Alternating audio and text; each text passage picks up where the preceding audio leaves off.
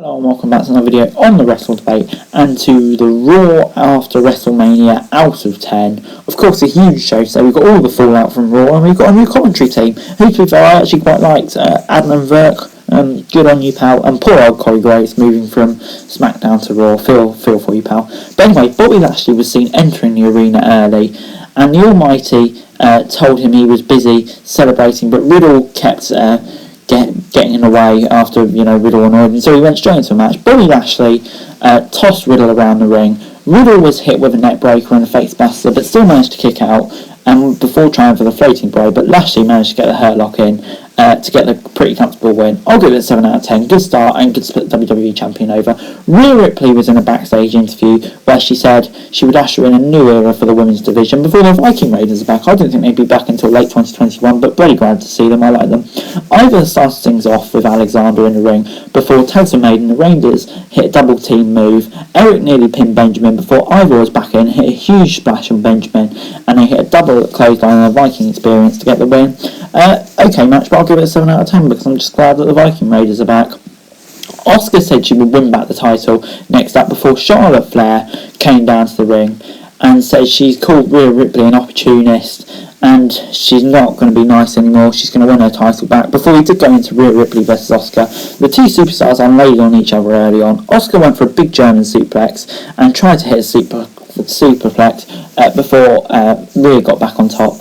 On the apron, Asuka hit a DDT and the match on Raw went outside before Charlotte attacked her and Ripley and wiped out both superstars. 7 out of 10. Really enjoying the new Charlotte dimension and the match was good up until this point.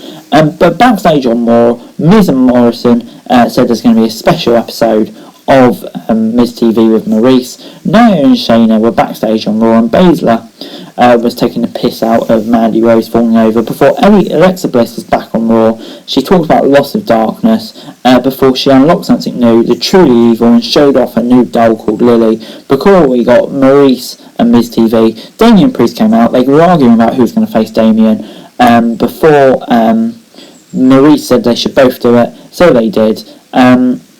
Miz kicked off the match and was in control early on before Morrison was taken down with a broken arrow and the Miz took a chokeslam. Morrison was kicked off the top rope before Priest hit a spinning steel kick. Eventually it got a bit too much for Priest and Miz and Morrison managed to get the win off multiple distractions. I'll give it a 6 out of 10, it was fine. Next up, it was Nia Jax and Shayna Baszler versus Mandy Rose and Dana Brooke. Nia and Dana started off the match and Brooke was being tossed around before Rose came in and unloaded on Shayna and escaped the Karafuda clutch before Jax tagged in and got in control. Dana and Rose were laughing and then retreated backstage while Nia was fuming and the ref counted out Rose. I didn't really get this was a bit strange. 5 out of 10. Yeah, why would the faces just run away? Probably needs a bit of explaining. But anyway, Drew McIntyre was out next and said he was not done with Lashley before MVP came out and talked about pursuing the opportunity. Randy Orton came out next and said he wanted a shot at the title. Braun came out, he wanted a shot at the title too. And then it was decided that there'll be a triple threat later on to decide who faces him at WrestleMania Backlash. And then backstage, Braun and Drew had a little bit of a face-off. I just love the name WrestleMania Backlash. But anyway, New Day was out next before Elias and Marika came out and they were playing a little song. Elias said they were going to beat the New Day just like AJ and Omos did. Woods sent Riker and Elias out of the ring as the match started before Woods was in trouble. Eventually Kofi got the tag, came in and took out Elias and Riker. Kofi hit the boom drop before he took out Riker. Woods took out Riker with a big dive and then hit the double stomp on Elias with Kofi's help for the win. I'll give it a 6 out of 10. It was an okay match with an okay result, I suppose. Return to the Firefly Funhouse and Bray Wyatt welcomed us back where true friends were hinting at Alexa Bliss's betrayal.